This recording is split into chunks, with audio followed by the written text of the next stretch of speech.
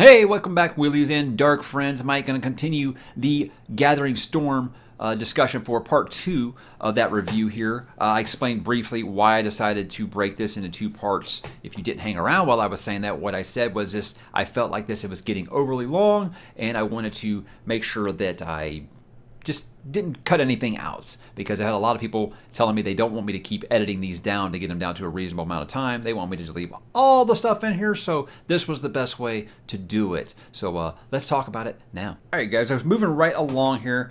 Now, I got a lot of heat in my Knife of Dreams video for my opinions on Egwene. And you know what? I stick by them. I've told you guys so many times that I'm not going to bullshit you. I'm going to be honest with you. I'm not going to bow to pressure or anything like that. Yes, I listen to you guys when it comes to things like changes to be made on the channel, what you guys want to talk to me about, but I never let criticism change my opinion at all. I said this channel is based off of conversation and being able to disagree. But like I think it's because I used the word Mary Sue that I felt like that Egwene was starting to fall into the Mary Sue category, and people just went off about it. And I kind of understood, but you know what? I still disagree. I feel like her storyline through all of Knife of Dreams and through about half of this book is just straight wish fulfillment YA stuff. And if this was a YA story, I feel like people would be completely shredding this, saying about how it's just wish fulfillment garbage. And I'm not going to not use that criticism just because it's Wheel of Time, something that we love. So I have problems with the storyline. I think that the character is... I'll get to it. But what I'm saying is that my stance hasn't changed from Knife of Dreams. I still feel that same way about it. Does she do stuff in this book? Yeah, she does stuff. We're going to talk about it. But I just want to say, I'm still sticking by everything I said in Knife of Dreams before I get into it, just so you understand. I am not changing or evolving my opinion based off of feedback. So if you want to disagree, of course, I encourage that. It's fine. We can disagree on this character. It is perfectly fine. For me, it's more about the storyline than it is the character. So yes, it's better this book, but it's also 90% of the stuff that I didn't like in the last book. Yes, it has a good climax, but the rest of it is all the same stuff. If you absolutely love all this cat and mouse, sneaky soothsayer stuff going on in the tower, super, man. Its storyline didn't work for me. She continues just sweet talking everyone in the tower, and they're all just so blown away by how much she's grown, and she's just so impressive. And I'm just rolling my eyes. I'm just rolling my eyes at her, that these seasoned veterans are looking at the AAA ball player coming up and just be like, oh, you're so amazing. And I'm not buying it. So that's why I have a hard time with it. But this goes on until eventually she's had it with Elida's bullshit, and she calls her a coward and a tyrant. And Elida, man, she just goes off and she just starts beating her, man. She's just using the power to just beat her, and this is frowned upon, obviously. But she declares Egwene a dark friend and orders her imprisoned. And basically, it's like Elida has to go on trial basically for this, because you're not supposed to be doing that kind of stuff. But they're saying they're not worried. It's not going to get her deposed. She's still going to be the Amelin seat, and you're still going to be where you're supposed to be. So, but this is when we have the best chapter in the book for me. And you're like, whoa, you just spent 5 minutes just going against the storyline.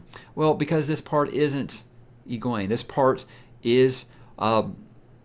I believe I've said in videos past, and it may just be nostalgia for The Great Hunt, which is still my favorite Wheel of Time book. Don't get it wrong. Great Hunt is still my favorite Wheel of Time book. But Varen, she has been my favorite Aes Sedai character, not named Moraine, this whole time. And like I said, I feel like I've gotten that across, even though she rarely shows up anymore. But I feel like if you go back to some of those old videos, I don't know... I haven't went back to those old videos because I don't want it to... I want to go back to those when I'm done and laugh at how wrong I was at all these things. So I haven't went back and listened to those. But I feel like I got across that I like Varen quite a bit. But this chapter is just something else. This is... I don't know if I want to tell you guys. I don't know if I want to tell you. This is the first time I rolled a tear in this whole series. I didn't even get there with Moraine because I never really truly believed that she was dead. and I'll get into that. But yeah, this one actually got me, and it's beautiful. In fact, when I was looking up the quote that I'm going to read to you guys in a little bit, it almost got me again. So I hope I can actually read to you guys and be okay. But Varen, she visits Egwene, and she starts off their conversation by telling her that her dress is a color different than it is. And already I'm like, what? What's going on? Egwene's kind of the same way. And then she realizes, holy shit, she's telling a lie. And this is something that I, Sedai, cannot do. And so Varen confesses that she is indeed Black Aja.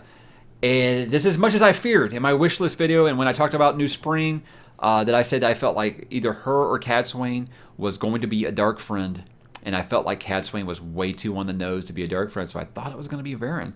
And it turns out I was right, but I was right in all the wrong ways, and it makes me so happy. So yeah, she confesses she is Black Aja, and she tells her that she was given a choice years ago to either swear the Dark One or die. So she don't want to die, so she chose to swear an oath and thought of it as an opportunity to double agent, and go and study their ways. She changes the subject to the tea that she's drinking once, and she tells her that the oaths the Black Aja take prevent them from betraying any of the secrets they've learned until an hour before their death, or the hour of their death, or whatever. And even she calls out like, this is a really strange loophole, but they just figure, who's going to be on that side and decide, hey, you know what, I want to go tell everybody everything, and I'm going to wait until I'm dying to do it. So this signifies that the tea that she's drinking is poison, and she only has minutes to live. And I'm like, no, come on. There's got to be a way out. They got Egwene superpowered, right? She'll save her, right? That's what I was thinking, for real. But she gives Egwene these two books. One lists all of the Black Aja that she has been able to confirm and their plans, and the second is a cipher that allows her to translate the first book, because you need to keep this a secret that she was doing this. She also gives her this Terra Angrial that she wraps the books in and it makes them invisible. And she tells her that she was reading my mind. She's like, it only works on books. So I was thinking, oh great, we got an invisibility cloak, right? But before she dies, she tells her that Masana is in the tower disguised as an Aes Sedai. And Egwene asks at one point if she thinks this is some kind of redemption for her. And I love this quote. I want to read to you what Varen says, and I'm going to try to get through it without getting upset. She says, redemption. I should think that wouldn't be so easily earned. Light knows I've done enough to require a very special type of redemption, but it was worth the cost. Worth it indeed. Or perhaps that is simply what I must tell myself.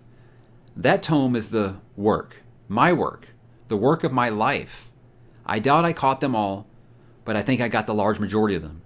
And I promise you I can be quite thorough. They have many agents among us, and I thought it was time that we had at least one of us among them. This is worth one woman's life. We all seek to change the future. I think I might just have a chance at doing so. And I'm just a mess. I'm a mess at this point. Thought it was absolutely beautiful, and it was awesome. It was an amazing payoff, way more than I ever expected to have. When a lot of people have complimented me, being like, hey man, you got closer to that than more people ever get. She's the hero of this story, in my opinion, at this moment. I feel like Varen is every bit the hero that they're setting Rand up to be. What she just did basically turned the tide, in my opinion. She just uncovered so much and gave them all the intel that they need. And I can't understate the value that this brings to this character.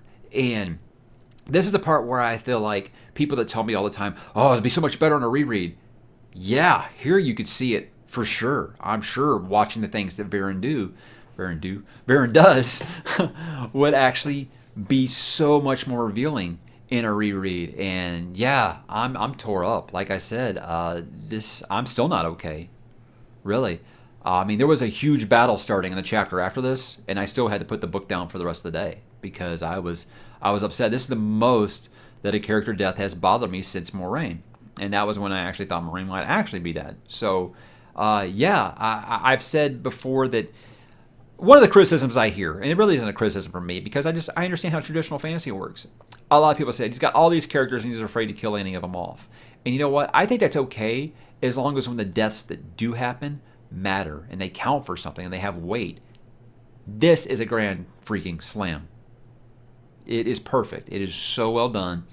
And I'm amazed. I'm amazed. It's amazing that at this point I could be surprised by something this much, and it just, oh man, yeah, it tore me up. It tore me up. So she dies and basically gives her blessings to Egwene to be the Amelin, and I'm like, all right, fine. If you've got if you got even Varen's approval, fine, I'll go with it. But you get several names, some confirmed for the first time, I believe. I think Sheriam. Is this the first time that we know about Sheriam? And Morin, I don't know. There's a lot of them. But Sheriam is the one I can think of that it's, one of the names that's popped out for the longest. I think she worked under Swan, right? And Swan's like, what the fuck, really? So she meets with Swan in Tel'aram'rhiod, warns her about Sheriam, and she's pulled out of the dream to the sounds of the Shanchan attacking the White Tower. So this is where all the storylines I talked about earlier kind of come to a head. Egwene joins the battle. She retrieves is it that little flute, Vora? Is it Vora Sangreal? And she leads the novices to like Link, and then she just starts blasting the shit out of Shanchan beasts. Tarakan, is that what they're called? She's like lightning and fireballs, and at times you see this from other people's point of view, and she's just like soaking up all the power so much that they can't even tell it's her, because just like a deluge of power is just seeping out of her.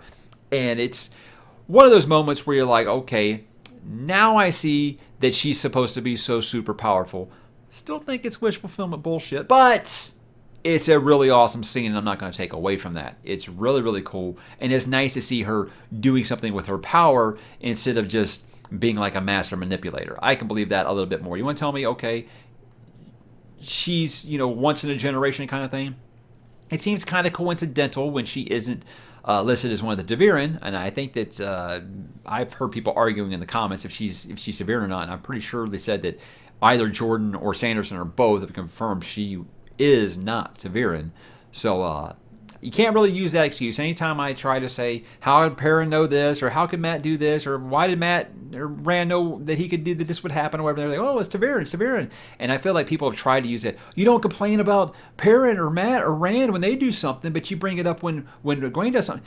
Yes, I do. Go back and watch those reviews. I bring it up all the time. And you know what you guys tell me? Oh, they're Devirin. Use the Force. Basically, it's what I get told. The same thing when I read some Star Wars books, and I say, how do they know how to do this? And I go, oh, well, the Force was guiding them.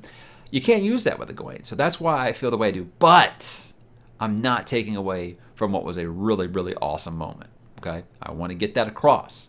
I'm going to give credit where it's due. I still didn't like the storyline before this, but I like this. This is really, really good stuff. And no, it's not just because it's action. It's because I don't buy her as a master manipulator. Okay. So after she's dispersed most of her power, or she's actually taken out most of the threat, but she's dispersed. But the battle's not over. But she passes out, and Gawain carries her out of the tower. Now, afterwards, those still remaining in the tower, they agree to unanimously to raise Egwene to Amelin after Elaida was taken prisoner by the Shanchan. So, wow, okay. So this reunites the tower finally. We have like a couple of chapters where I felt like it goes on too long, where it's, okay, we're out here now. Now we're going to go, go face whoever's left, and then we're going to retake the tower or whatever. I don't feel like they needed to do this, because we, as the reader, knew that those inside the tower were already like, okay, we're going to raise Egwene, and we're going to reunite this whole deal. And, yeah, it's the tower's reunited, finally. I felt like it went a wee bit too long, but I feel like it does have a satisfying enough conclusion, even with my feelings about Egwene, which I still got more of. I'm going to tell you more of them. But they decide they're going to weave out most of the Black Aja using Varen's books, and those are a lot of executions aplenty. But there are some, a great number that still did get away once they knew that they had been exposed or whatever. But yeah, I still don't care for Egwene, and I'm going to tell you why. Sure, she showed the power, but she's still a garbage person to everybody. She's a shit. She's a shit to everyone. Sure, she showed the power, but she's just so ungrateful towards Swan for coming to rescue her that she basically belittles her in front of Gareth Bryn.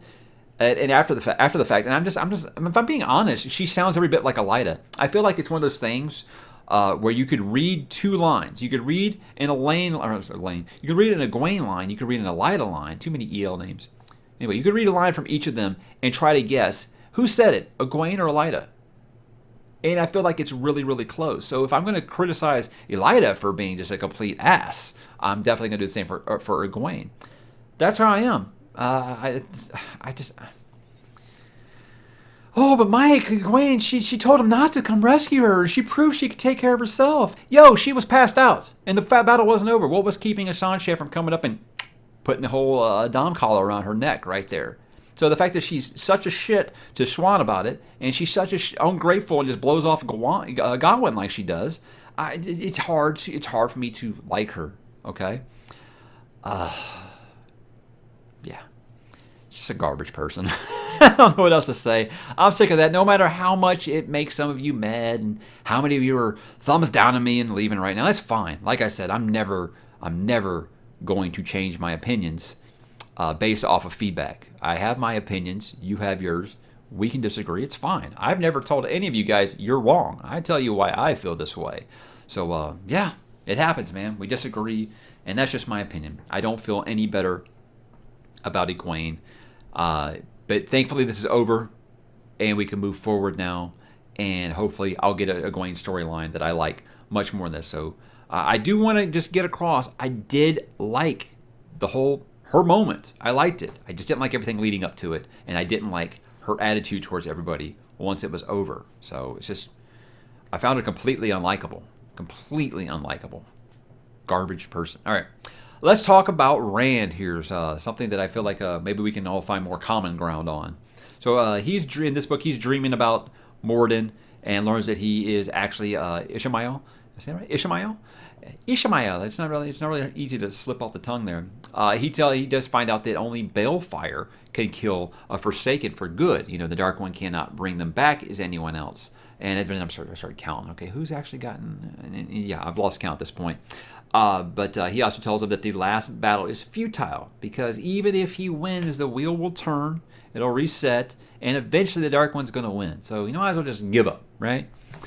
He wakes up, and Min tells him, or actually he tells Min about the voice in his head, about Lews Therin, and how real he actually is, and how Lews Therin can actually wrestle sighting away from him at times. And she says, yo, it's just a remnant of the person that you used to be, you know. And she goes on again and reiterates that they need to, this theory about that they need to break the Dark One's seals from his prison to kind of, what's that guy's name? Faradhel? I can't remember. That was his theory, basically.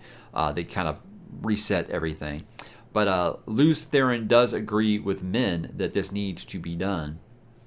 But he forbids Cadsuane from using torture on Cimarog. I talked about, is this going to be the moment where Rand finally decides he can hurt a woman? Nope. He gets Nynaeve even suggests, yo, we need to use some force to get the information that we need. Think about how many people we can save if we get this information out of her. But he forbids it, you know, because she's a woman. Derp-a-doo. Done talking about it. But the resolution of this will probably be the most controversial moment in this podcast. Yes, even more than the Egwene stuff here.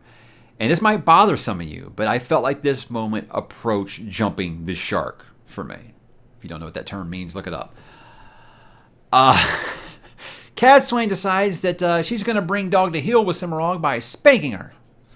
Yes, like a child. I talked about the spanking in the last one, but yes, spanks her like a child. I'm supposed to take this seriously. You got these all-powerful people getting knocked down a peg by being treated like 4-year-olds. And I've had some people ask, why does the spanking stuff bother you? How does it not bother you? How are we taking this seriously? You know, I'm half expecting at this point for Rand to win the last battle by going up to the Dark One and telling him to go to his room for a month because he's grounded. That's where I feel like it's going right now. It takes me out of the story every time they do this spanking thing. And I don't know... Anytime Sanderson or Jordan does this, I almost feel like it's either some kind of weird fetish or maybe his kids were being bad at the time. I don't really understand. So there it is. And I know I'm not alone. I've heard some people be like, yeah, it's ridiculous. And I talked about if they change anything, you know, usually in these adaptations, you're like, you know, I don't want them to change anything. Yeah, I want them to change this. I don't want to see this on TV. This would be It'd be ridiculous. I don't feel like anyone's going to take it seriously. So I don't know if this is something that's aged poorly. If it's just a me thing, okay. It takes me out of it every time it happens. I mean, good grief, it annoys me. But later on, Shaidar Haran does show back up, and he frees Cimarron and says, yo, this is your last chance, okay? You best do something with it.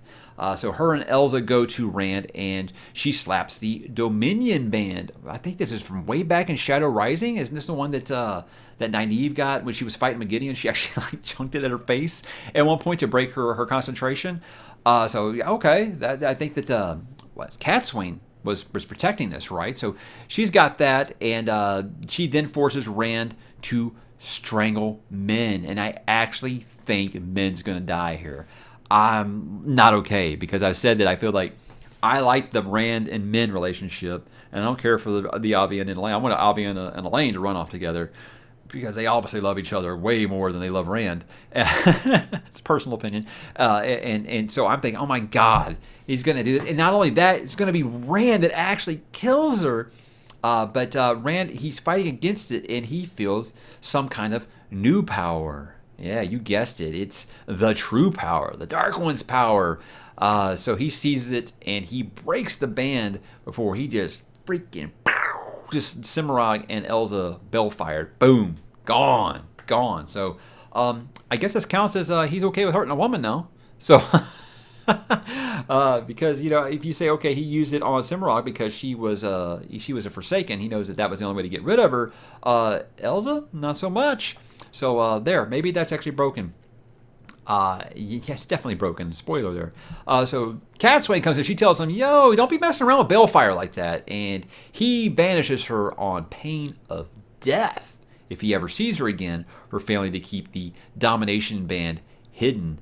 And I'm somewhat excited because, you know, fuck Catswain. You know, I haven't liked her since she showed up, but I also know she's there for a reason, and he needs some kind of guide, right? Since we ain't got Moraine back yet.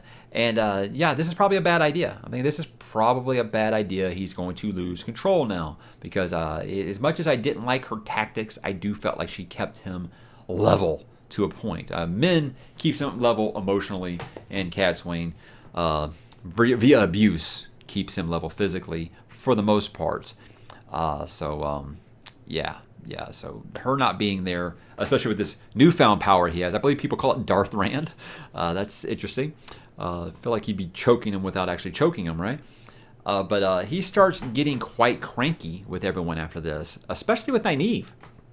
Because I think it's because Nynaeve's the only one who really, at this point, will question anything that he does. Everyone else is just kind of scared of him. So she still questions him or whatever, but she is able to find... there's a little subplot that gets there, but this is going to be overly long already, so I'm just going to kind of get to it. She tracks down the location of Grendel, and Rand, he's just acting like a goddamn lunatic at this point. Yeah, he's definitely lost all control, and he just decides he's going to balefire the location that Grendel is in, as in the entire location. So he just nukes this entire fortress with balefire and kills everyone there in the process. I mean, it's like, hey, at least I got the person. It's like, wow, it's just like nuking a building because it had one person in it that you were trying to... I don't know. It's not quite to the level of like blowing up a school or something because it had a dictator inside. But it doesn't feel right, for sure. It definitely feels like a crossing the line moment, and you're like, man, he's reaching the point of... I think I talked about this after Crown of Swords. I thought that maybe, you know, all the newfound power he had, as in like political power. You know, he had the crown, and he was king of Ilion and all that. That he was he gonna start to be you know, having a heel turn or whatever. This is it, man. This is it. He's finally went really dark, and yeah, Min and Nynaeve actually start to speculate that, okay, say Rand faces the Dark One at the last battle and he wins, it's gonna be a pretty terrible victory. I don't think that this has really a happy ending. So his victory could be quite terrible. So Nynaeve goes to Catswain. She tells him that they need... Catswain tells him that they need to find Perrin. I'm thinking, Perrin? Okay, so she's thinking maybe that that'll bring him back down to seeing someone he knows. But she tells us because it is someone that is with him as it is important. And I completely blank on who that someone important is. I'm thinking, Is it Morgaze? Is they still trying to make Morgaze important? No, it's actually Tam. Obviously, that important person turns out to be Tam, who makes much more sense. But I drew a blank when it happened. I was just forgetting who was where, honestly. But this is the first time I believe that Tam has seen Rand since Eye of the World. So if he actually saw him since then, I don't recall. I think he showed up in Two Rivers later after Rand was gone. Actually, he never left Two Rivers. I think he showed up somewhere else. God, so many words ago. So anyway, I believe this is the first time he has seen Rand since then. And this conversation it's beautiful. It's wonderful. I'm loving it. I feel like he's bringing Rand back down to earth. Rand tells Tam that he's sorry that he lost his Heron-marked blade. And Tam says, he's always kind of regretted how he got it by killing somebody. And tells him it's not that big a deal. It's quite okay. It's quite okay that you lied. I'm just glad that you're okay. And he gives him a really good Gandalf-sounding line to me here. And he tells him that the choice we have is not what we do, but the way that we do it. He basically tells man, hey, it's time to man up. Let's do this, okay? You're not going to, even if you could run away, you wouldn't, would you? Let's man up. Let's get this done. And, it's that kind of talk that only a father can give a son. So it really hit in the way it should have. I'm feeling good. I'm like, okay, this is great. We've got Tam come back, and it's going to get Rand back to acting like a human being, right? So things seem to have de-escalated until Tam mentions Cadsuane's name, and Rand just snaps and goes right back to where he was, and he attacks Tam. He binds him with air, and he's actually building a weave to balefire his own father. And I'm like, again, just like with men, oh my God, is he actually going to do this? Now look, this is some Joe Abercrombie stuff here, and I feel like if this was Joe Abercrombie or a George R.R. Martin book, yeah, Tam would be dead. Tam would be dead. But Rand is able to stop himself once he realizes what it is he's doing. And he decides he's going to just take off, and he's going to use this aggression and go finish the Shan-Chan because he's done with it. He's done with them. He's got to focus on Shayol Ghul, right? So Tam goes into Cadsuane. He's furious at her and insists to know what in the hell she has done to Rand. And Cadsuane does what she does. She says, "Oh, you need to be civil," and she wraps him in the power. And they're telling her, hey, knock it off. And she's like, Tam's basically like, look, I'm used to this from Aes Sedai because you know what? I've met bullies before. So it says Aes Sedai are just a bunch of bullies. And it makes a lot of sense. I can definitely see someone like Tam not liking Aes Sedai, and I can see why a lot of people don't like Aes Sedai because of people like Cadsuane. They're quite abrasive and demand your obedience all the time. But Rand, he's now in Ibudar, and he's preparing to balefire the palace.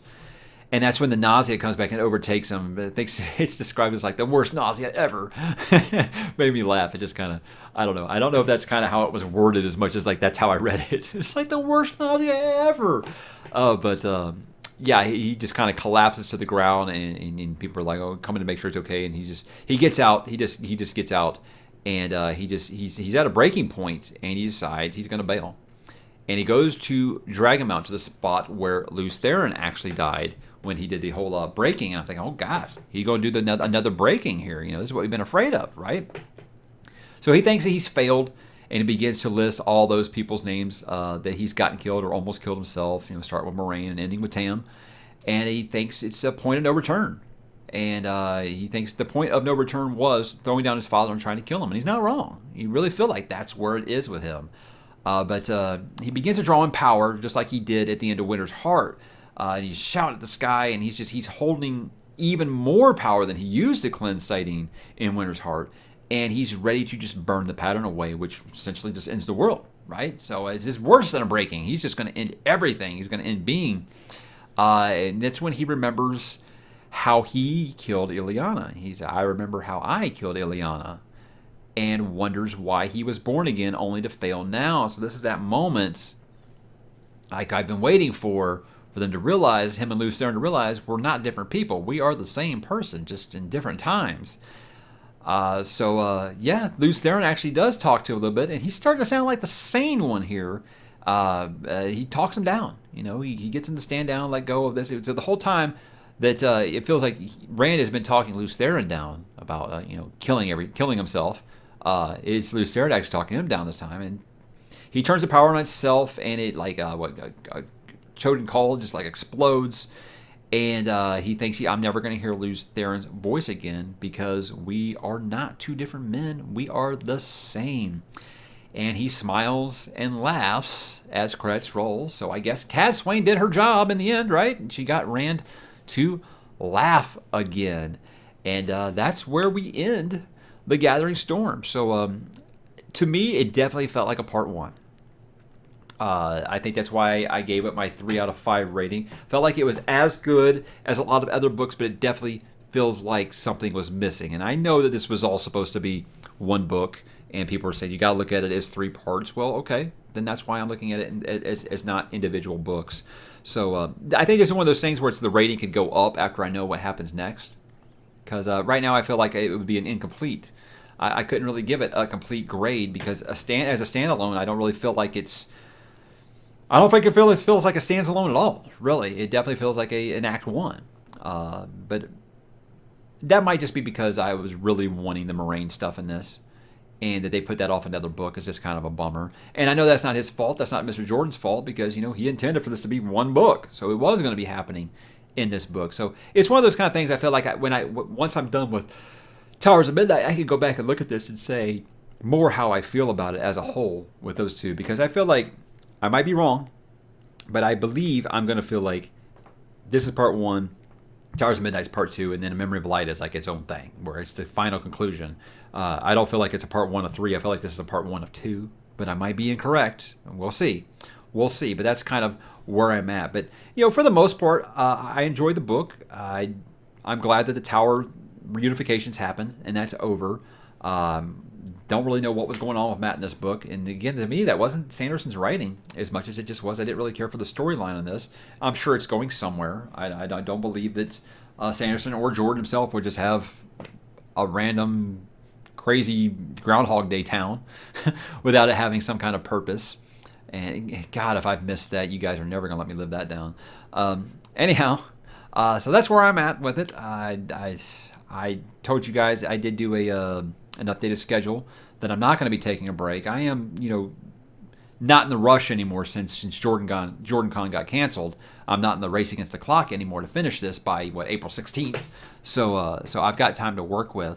So that's why I've reintroduced back in some Dresden Files alongside this. But I am planning to pick up Towers of Midnight starting early next week, probably Monday or Tuesday. I'm going to kind of take the weekend off and reset and get everything back there. And that's where I'm going to pick up next. So again, I know a lot of you guys probably aren't happy with my negative criticism in here. Like I've said before, all my criticism is constructive. It's never anything meant maliciously. Obviously this is 2 of my favorite authors ever at this point, so there's not anything I'm gonna say anything wrong with the writing or anything like that. I just didn't care for some of the storylines, and that happens. You know what? You can't have 14 books with this many characters and love every storyline. It happens sometimes. It's going to happen. I mean, there's Sanderson books that I've read. I mean, there's storylines in Joe Abercrombie books that I've read. There's storylines in Lord of the Rings that I didn't really care for. It happens. It's fine. It's fine. It doesn't ruin anything for me. So, yeah, I'm still having a great time. I'm getting really, really nervous, excited about the ending here, because for the last year, I've always felt like I've always got that next book, And after I finish Towers of the Moon, I'm going to have that next book one more time. So Towers of the Moon, Towers of Midnight, Towers of the Moon. Yeah, so I'm only going to be able to have that last book one more time. So it's both depressing and rewarding, to feel like, I'm going to be honest with you guys, when I first started this, it's not that I didn't think I was going to finish. It was one of those things where I was like, if I don't finish, okay. I don't know necessarily that I am going to finish. I'm going to take it a book at a time and see what happens. I'm not going to force myself to do this if I'm not liking it. So now here we are, just over a year later, and I'm 2 books away from the end. And it feels kind of surreal. I don't feel like, it's just one of those things I just felt like I was going to be doing, forever at this point. So, yeah, it's exciting times. I'm really looking forward to seeing how it goes. And I just got to thank you guys again for not ruining big things for me.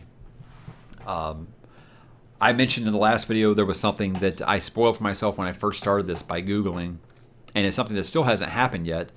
And I don't feel like it's like story breaker or anything, but it is something that I haven't seen happen yet, and I'm going to tell you guys. And then that other one that I got today was about someone who dies in the last battle. And it's a totally stupid way.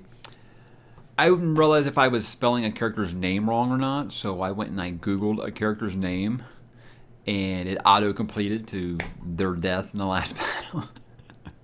And again, it isn't anything I feel like breaks anything, but it is obviously upsetting, you know, because I've made it this far without you guys spoiling anything. Well, one guy thought it was really cool to tell me who killed Osmodean, but you know, hey, other than that, I haven't gotten really... I've got to the point now with the comments, guys, where if I read the first couple of words and I think it might be a spoiler, I just go to the next comment.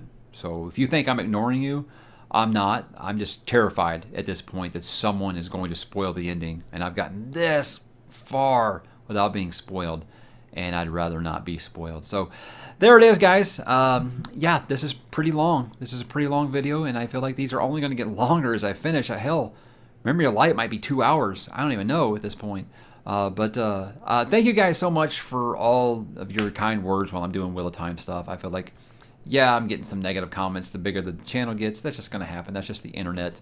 And yeah, I feel like most of you are okay that I missed some things. You know, you don't really hit me with the red ink pen as much as like Sander fans do or anything like that. But I guess some Sander fans will be watching this now. Who knows? They might. But yeah, I just like to share my experiences while I do this. I don't write a script or anything like that. I just take notes as I go along. I miss things. I misinterpret some stuff. I get some character names wrong. It happens. I feel like if you're with me after 13 Wheel of Time reviews, you're probably okay with that. I just like to share this experience, and I feel like a lot of the old guard, so to speak, just like seeing a new person's take on Wheel of Time. So I hope you'll take it easy on me if I got anything wrong, especially that whole thing about the Groundhog Day towns. I'm going to keep calling it. But I'm rambling now, so I'm going to go ahead and sign off. But I've decided I'm not going to edit this one down. I'm not going to edit this one down. I'm just going to, however long it is, I don't even know. I haven't been keeping a timer to see how long this one's going. But you guys told me to stop whittling these down, just put them out. So that's what's going to happen. So we'll see. But thank you guys so much for watching. And I'll be hitting you with my wish list for Towers of Midnight early next week. So thanks for watching, guys. Talk to you soon.